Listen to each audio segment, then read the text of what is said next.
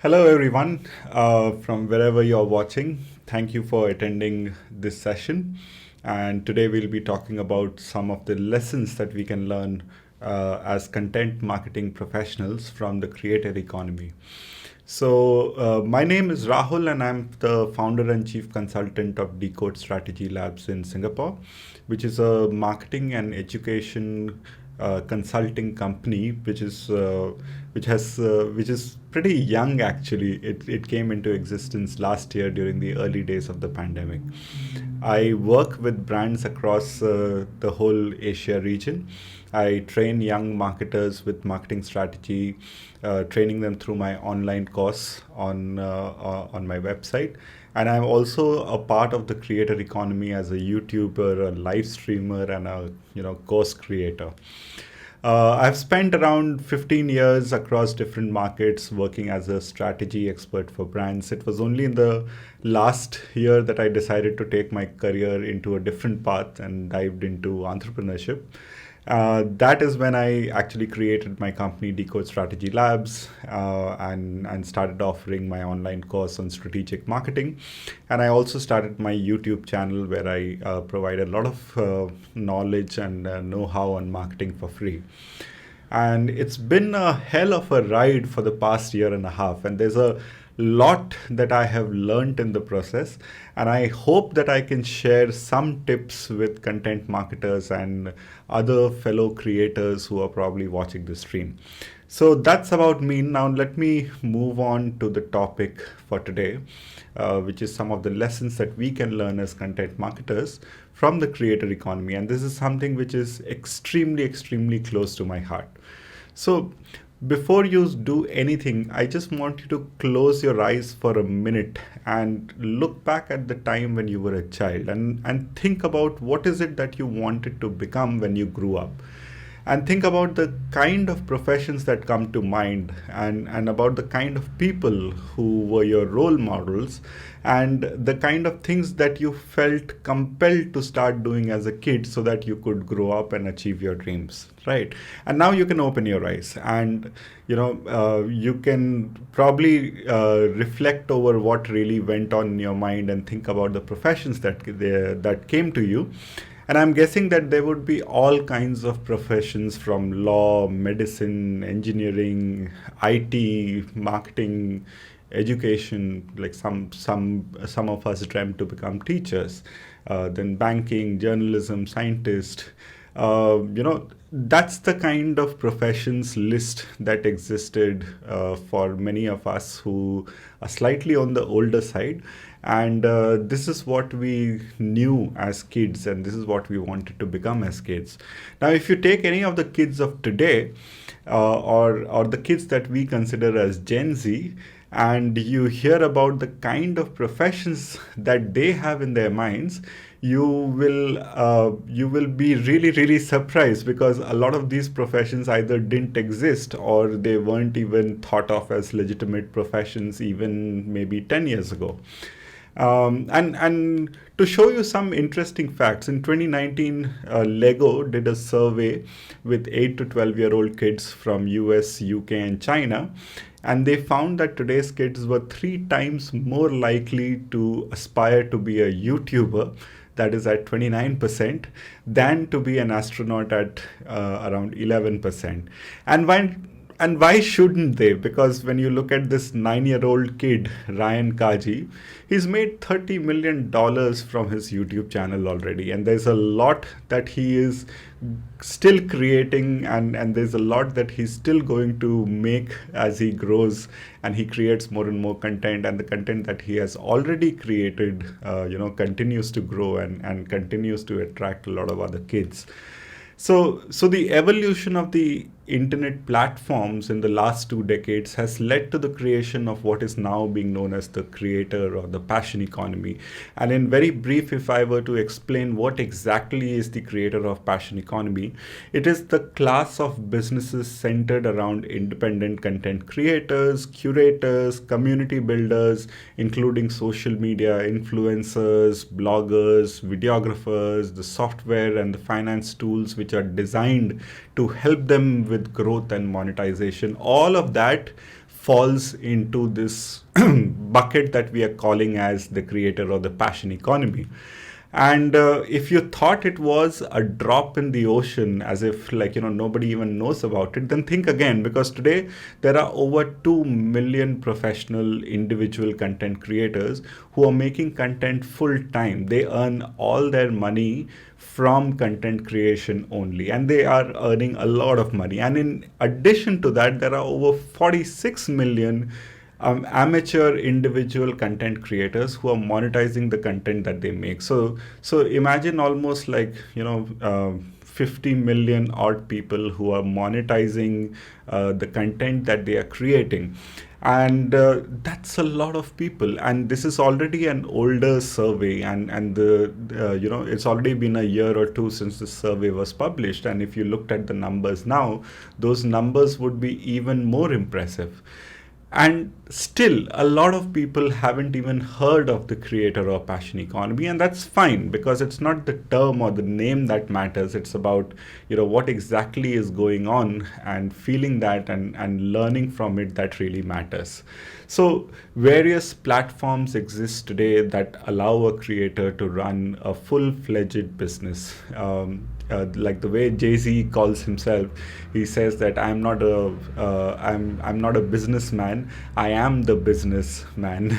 So various platforms, from funding, subscriptions, collecting tips, selling courses, webinars, creating and supplying and distributing merch, and even writing. A lot of journalists have entered the creator economy. So there are platforms which help them with all of these things, including things like finance and accounting and all sorts of requirements that might exist. So it's a huge ecosystem, and with NFTs entering the space has heated up even further for artists of different kinds. And if you notice, for the last few minutes I've been talking about the creator economy, but what is it about the creator economy that makes it so damn exciting, and why am I kind of harping on this creator economy for such a long time? So the questions which I've been thinking about is that, is there something that the creators do differently when compared to brands? Like, why has the space become so big? Why is it that these creators and these influencers are so successful? And when you try and create content for brands, you don't see that level of trust and that level of traction. And are they approaching things in a very different way? And if you look at some of the creator stories, the success stories, you will realize that they've seen a lot of success. Like this guy, he's a 27-year-old professional gamer. His name is Richard Blevins, but that's not how people know him. The way people know him is Ninja. He is one of the most popular gaming streamers, and as of last year, his wife had spoken out in public that he was making around $1 million every single month just by streaming. And why wouldn't he? Because he's got over 12.8 million followers on Twitch, over 20 million on YouTube, 12 million on Instagram, 3.8 million on Twitter. Now, not many brands are this popular.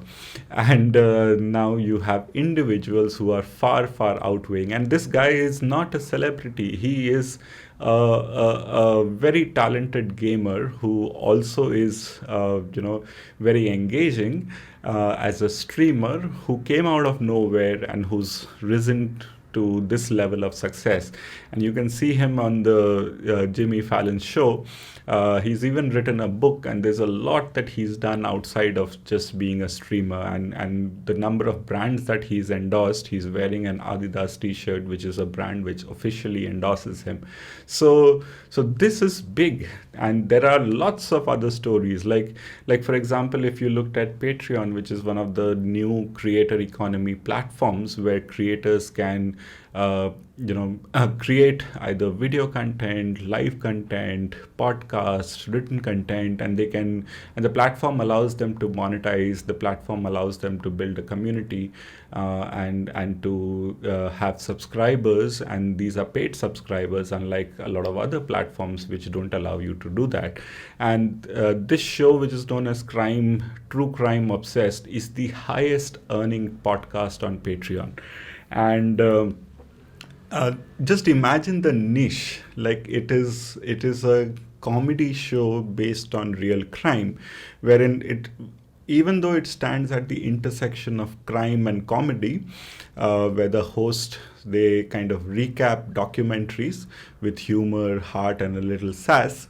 But they never do victim blaming or shaming, or without ever making fun of the actual crime. And they are crazy popular. Almost, one of the most popular crime shows which is there online today in the creator economy space.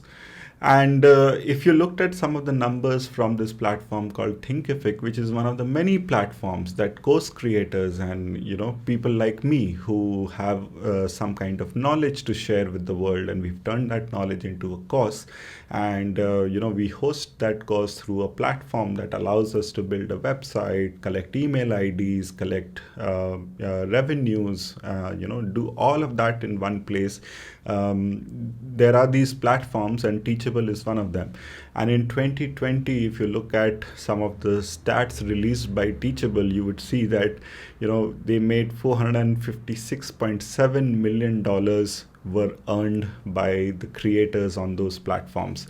They did a total of over $1 billion in sales. They launched over almost 200,000 new courses. By the end of the year, in around November, the total number of courses and coaching products that they had sold in a month was a little over 500,000. So that's a lot of activity, and this is just one platform of one small space within the creator economy, which is the teaching and the education space. So there is just a lot going on. There are too many examples of success stories, and I haven't even touched into the people that we know more commonly, like the influencers on YouTube, the creators on YouTube, on Instagram, on TikTok, on Twitter, and all of those platforms. There are a ton of people who are doing a lot of things, and they're trying to monetize their content in different ways. So creators are brands and businesses in themselves. They can be extremely, extremely profitable, but they are really influential on their audience. People trust them deeply. They put money into funding these creators, buying their book, buying their merchandise, buying their courses, paying for their streams, subscribing to their streams, and a lot of other things. So they provide a ton of value to the people who follow them. And if you think entertainment isn't valuable, then think again, because their content is truly engaging, and that's why people pay for it on a month-on-month basis.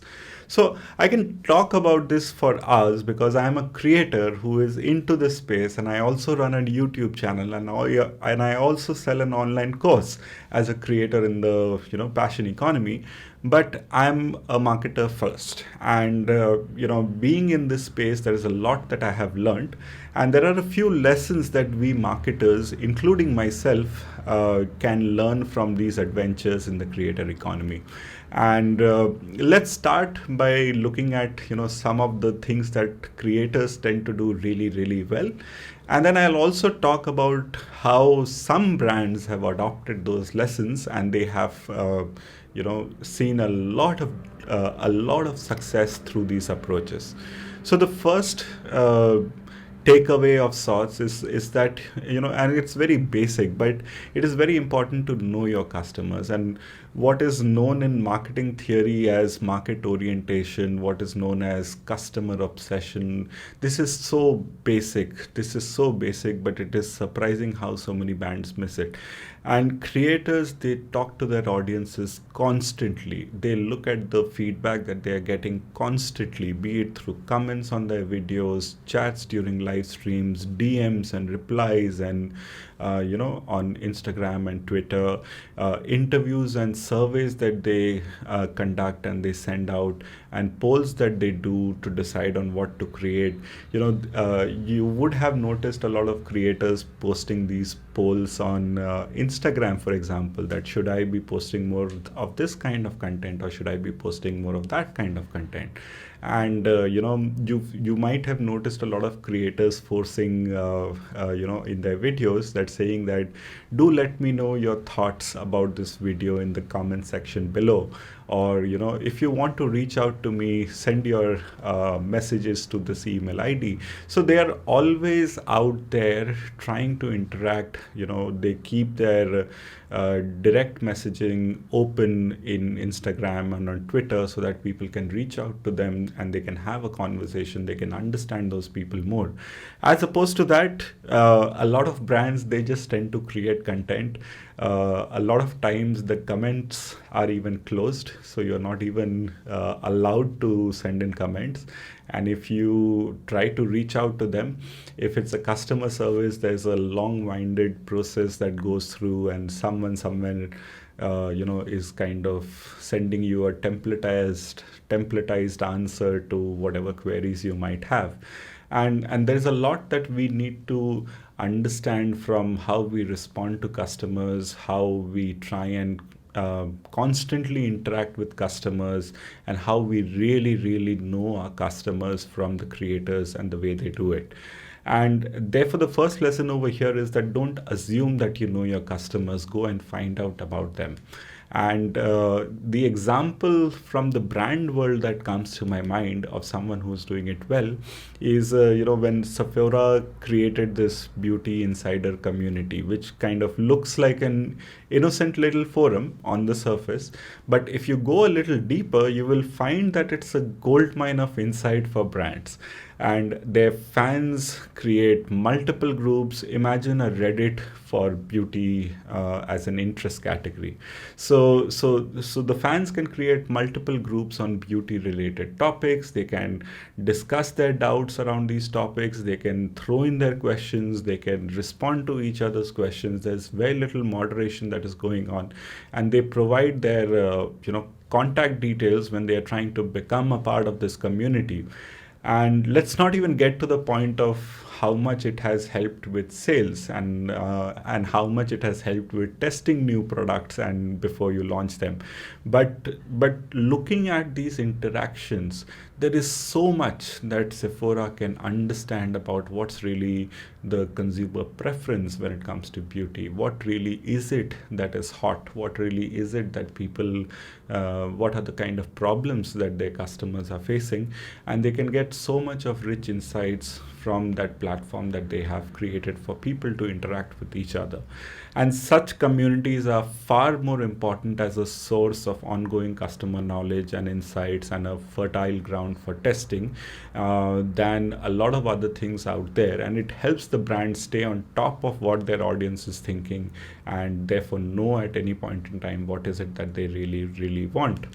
So that was the first one. The second takeaway for me is this might sound a little bit controversial, but hear me out, is that we need to stop thinking in terms of ads, and we need to start thinking in terms of conversation generating content. And what do I mean by this is that if you pick any influencer or a content creator that you know, and if you see their growth journey, you will see that they have provided content that is of value to their audience. They're constantly trying to find out what others would like them to share, and how do they make sure that none of it is boring, even if it is a lesson on history, even if it is teaching pottery, even if it is anything out there. They try and find ways in which they can make the content more and more engaging. And an example that comes to my mind is Ixigo, which is one of the fastest growing travel companies in India. While they do have a good product, and it is their marketing that really stands out. If you want to know or understand how the multiple pieces of content that they have created, which have gone viral and people have loved it, you should definitely read up on Ashish Chopra, who's the head of content over there. His book Fast, Cheap, and Viral. He heads the content marketing side at Ixigo, and he's done a phenomenal piece of work over the last couple of years with the kind of content that Ixigo has been creating, and the fame that it has generated for the brand and the sales that it has generated for the brand. And on every piece of content, so I was reading his book, and one of the things which stood out for me was that on every single piece of content that they create, they try to think about how it will move someone enough to talk about it or to share it with someone or the other. And that's their focus, that provide real valuable, fun, interesting, emotional, entertaining content, which is there in to the best of your ability, and the rest will follow. So it's important not to think in terms of ads, think in terms of conversation generating content. And another example that comes to my mind is the recent Cred commercials, where you had Rahul Dravid, climbing on top of the car and saying "Indira Nagar ka gunda hu main." That is the kind of mindset that a creator has, wherein how do you squeeze the most amount of juice from an opportunity that exists and create it in the best possible way. Um, so that was the second takeaway. The third takeaway is that we need to stop thinking in terms of customer, consumer, segments, and they are useful. I actually talk about it a lot in my course as well. But you also need to start thinking in terms of fan communities, and creators are excellent at building a community of fans around them. The fans are these people who are super passionate about these creators. They want to follow every little detail about them. They actually put money where their loyalty is, because they will buy the fan merch, they will pay monthly subscription, they will send out tips, they will watch hours and hours of streams, they will spread the content for free, they will congregate and come together with other fans and do a lot of things because of that loyalty which they have with their creators. And brands need to learn how they can build fans, and the first step is to actually stop thinking in terms of customer segments or groups of people that we kind of neatly put into these different categories, and write a persona statement out of them, and start thinking like a creator, that if I want someone to be my fan and not just like click a button and follow my page, but a true fan, then what is it that I need to do? What kind of value do I need to provide for that reaction to happen? So don't think in terms of customer segments, think in terms of fan communities, and try to build those fan communities. And an example of a brand that comes to mind which has done this really well is Lego World Builder.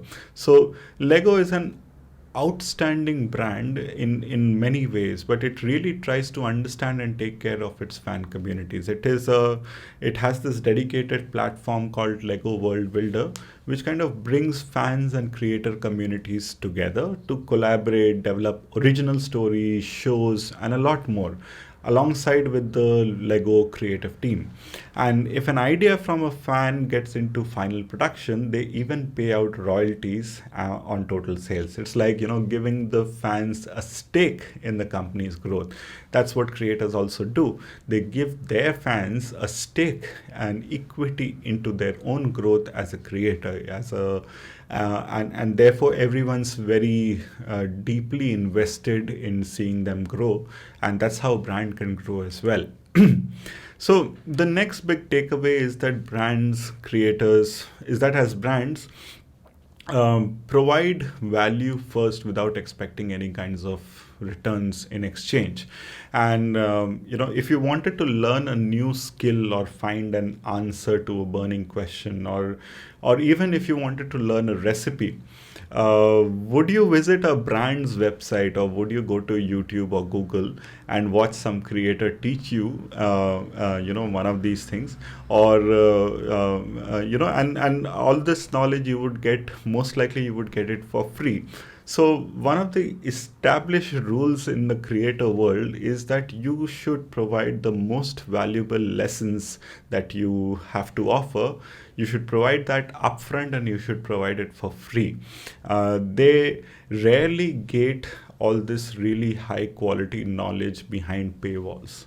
So when you pay for a closer experience with the creators. You pay for a more structured form of the knowledge, but the best knowledge is always out there, and it's given for free. The most amount of value is kind of given out for free, and brands are often shy of providing value upfront. They expect people to sign up first, and then they'll start providing value, and this is a small but often overlooked aspect that is true, especially in the non-internet based or technology based businesses. The technology based businesses have already learned this lesson pretty well from the creator economy, and in fact they have both learned from each other and grown together.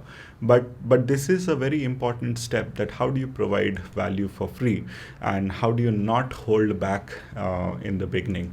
And the example which comes to my mind is an example which probably a lot of you already know about, and that's HubSpot Learning Academy. HubSpot is providing extremely high quality certification courses on digital marketing through their Learning Academy. This is in addition to the extremely valuable blog kind of content that they create, and then they open it up and provide it for free on their website.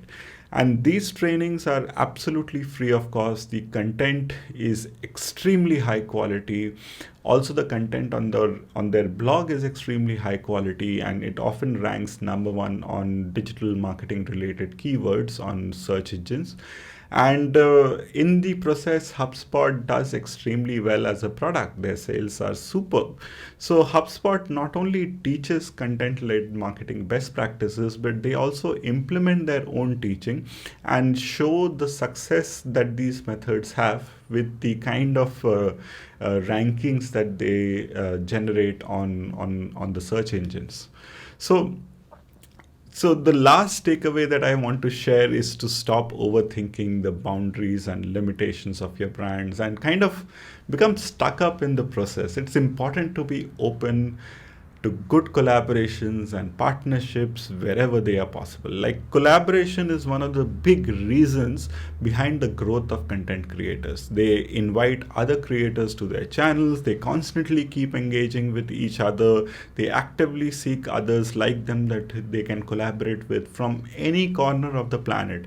They'll do co-create videos, co-create podcasts, invite other people, invite fellow creators. They will do mashups. They will come together and create something which is kind of shared between the two, or many more than two, and they work along with others to try to grow together, as opposed to being too high and mighty and about themselves and just not trying to collaborate.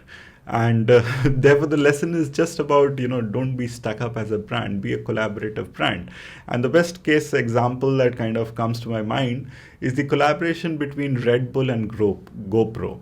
Both the brands, they exist for a community of extreme action packed and fearless sports fans, and it's great that they have officially collaborated. Even where such massive official collaborations aren't possible, one can easily open up by starting off with speaking to other brands on social media, just taking it a bit easy, like open up your body language and go talk. And if there's an opportunity to collaborate, if there is an opportunity to pass a joke, do it, and a lot can be built from there. So These are the 5 big lessons that I have picked up from my little foray into the creator economy space. That's also the space where a lot of youngsters are living and breathing, so it's super exciting. Let me just recap these lessons for you. Don't assume you know your customers, go and find out about them. The second lesson was around don't think about ads, think about conversation generating content. The third lesson was around don't think of customer segments, don't get too caught up or hung up with that. Think about your fan communities and how do you really build fans for your brands. And the fourth lesson is don't hold back on providing value, provide the best value that you have to offer for free. And the last one is don't be stuck up and loosen up as a brand and start collaborating. So these were the lessons on content marketing that I have. I'm wishing all the viewers who were watching this all the very best for the award shows. To the winners who've already won, congratulations. To everyone else who participated, I think it takes a lot of courage to put in your entries, and a big congratulations to you as well. So thank you so much, and you can reach me. My email address is there on the screen. So have a good day and have a good session.